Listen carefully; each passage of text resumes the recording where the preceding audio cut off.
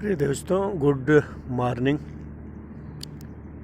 आज फ्राइडे का दिन है हमारा। आज तीसरा फ्राइडे लगभग कतर में, जो अक्सर गल्फ कंट्रियों में फ्राइडे रेस्ट का दिन होता है, जो वर्कर के लिए आराम का दिन होता है, मौज मस्ती का दिन होता है फ्राइडे। अभी तो लगभग दुबई या कुछ कंट्रियों में संडे का भी हो चुका है, तो अच्छी बात है जो भी है। तो दोस्तों, आज मैंने सोचा है एक वीडियो अपलोड करूं, क्योंकि फ्री हूं, एजुकेशन और हेल्थ के बारे में। क्योंकि यदि हमारा एजुकेशन और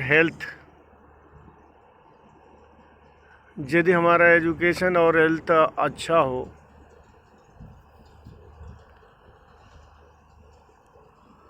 तो हम किसी भी कार्य को आसानी से और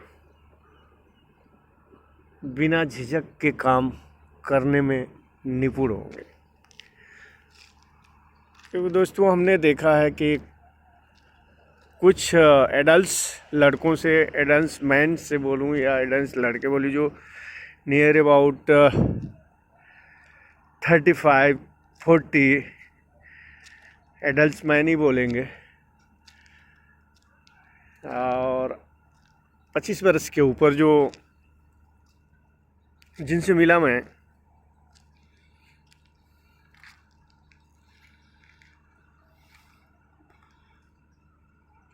वो लोगों से हमसे थोड़ी थोड़ी बातों में थोड़ा सा काम कर रहे थे। जॉब पे थे, तो कोई हेल्पर में है, कोई स्वीपर में है, झाड़ू मारने में है, तो कोई फिटर में है।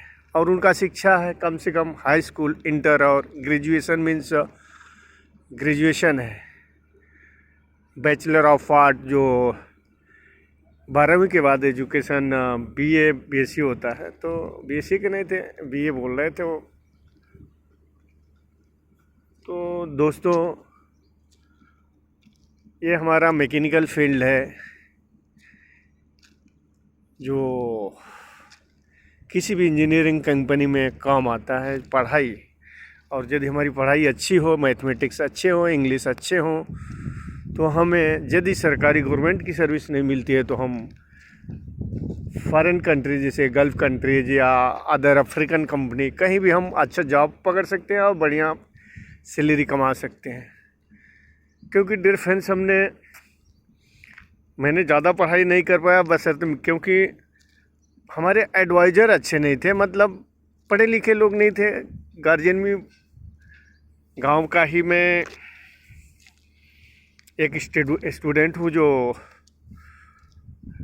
हमें कोई बताने वाला नहीं था, नहीं तो आज हमारा अच्छा पोस्ट होता था किसी भी विभाग में। सिविल में मैं हो सकता था फोरमैन के जॉब के लिए, या उसके ऊपर सुपरवाइजर भी हो सकता था, क्योंकि मैंने 14 ईयर्स हमने बॉम्बे में काम किया एज ए फोरमैन। तो कुछ हमने कोई बताया नहीं था। वैसे तो जब आदमी जिम्मेदार हो जाता है तो उसको पैसे की ज़रूरत पड़ती है और टाइम नहीं दे पाता।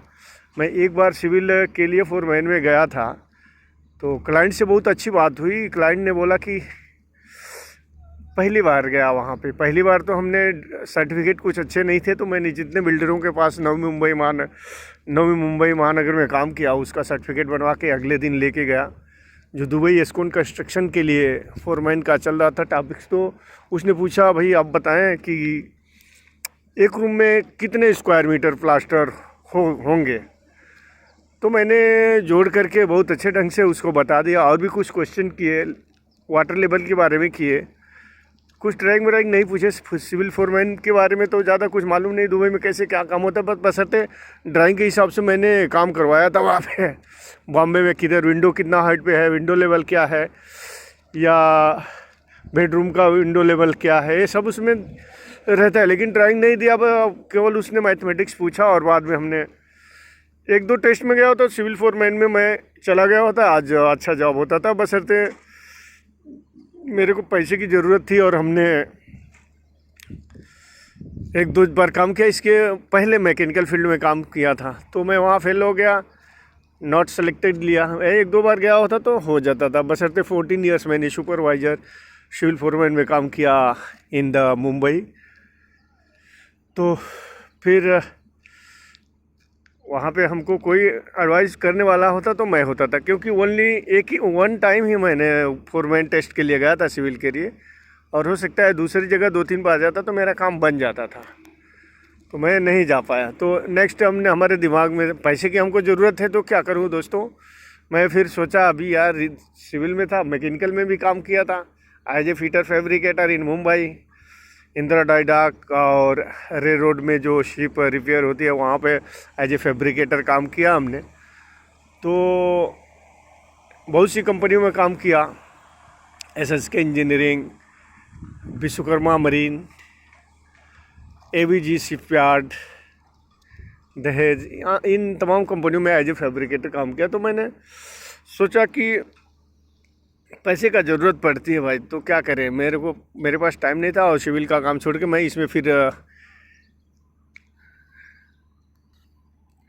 सिविल में मैं चला आया। सिविल में आने के सिविल में नहीं सर, इंजीनियरिंग में, मैकेनिकल इंजीनियरिंग। तो मैं वहाँ पे SSK में फ़ोन किया, तो हमारी कंपनी ने SSK ने मेरे को 2 साल का जॉब दिया दोस्तों, thank you to SSK। And फिर मैं सऊदी में चला आया। उसके बाद में दोस्तों आज मैं कतर में हूँ। हमारे यदि एडवाइज़र होते थे पहले, तो हमारा 14 बरस सिविल में निकल गया, वहाँ पे भी मेरा जॉब गड़बड़ हो गया, थोड़ा प्रोग्रेस नहीं कर पाया। एज ए फोरमैन निकल गया होता बाहर, सुपरवाइज़र भी हो सकता, नहीं होता तो फोरमैन होता था, अच्छा जॉब होता था। फिर मैं आके यहाँ पे फैब्रिकेशन एज ए फैब्रिकेटर काम कर रहा हूँ कतर में। तो दोस्तों मेरे कहने का मतलब, आपका हेल्थ और एजुकेशन अच्छा है तो आप आराम से, गवर्नमेंट सर्विस नहीं मिलेगी तो प्राइवेट सेक्टर में भी अच्छा आप पैसे कमा सकते हैं। जैसे तो उन 3-4 बच्चों से हमें बात हो गई, भाई बच्चों नहीं, एडल्ट मैन थे, जो कोई पोछा मारने वाला है, कोई झाड़ू मारने वाला है, कोई फिटर में आया है। तो मैं बोला भाई, यदि हमारा एक समकोण त्रिभुज से, मैं उससे सवाल पूछ दिया कि यदि आधार 400 है, लंब 400, तो हमारा कर्ण कितना होगा, सेट, रन और ट्रिवल के बारे में पूछ दिया। तो उन लोग को कुछ पता नहीं, एक पुराना फैब्रिकेटर था, उसे भी मालूम नहीं। तो मैं बोला क्या करेगा यार, जब ये थोड़ा सा ये छोटा सवाल नहीं मालूम है तुम लोगों को, तो क्या तुम फीटर फैब्रिकेटर बनोगे, फोरमैन बनोगे। तो दोस्तों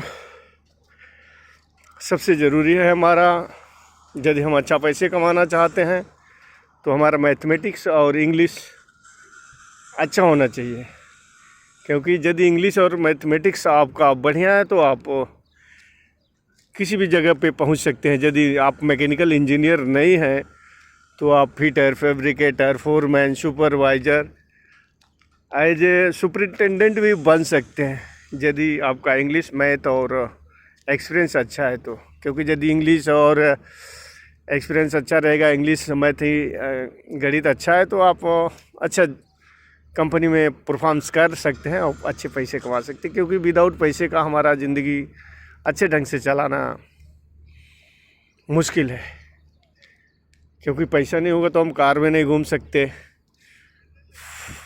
फ्लाइट में नहीं घूम सकते दोस्तों। अरे खाने के लिए तो कोई भी 2 रोटी खा सकता है झाड़ू पोछा मार के फ्रेंड्स, लेकिन हम थोड़ा एक अच्छा ज़िंदगी जीने के लिए थोड़ा पढ़ाई और एजुकेशन हमारा अच्छा होना चाहिए।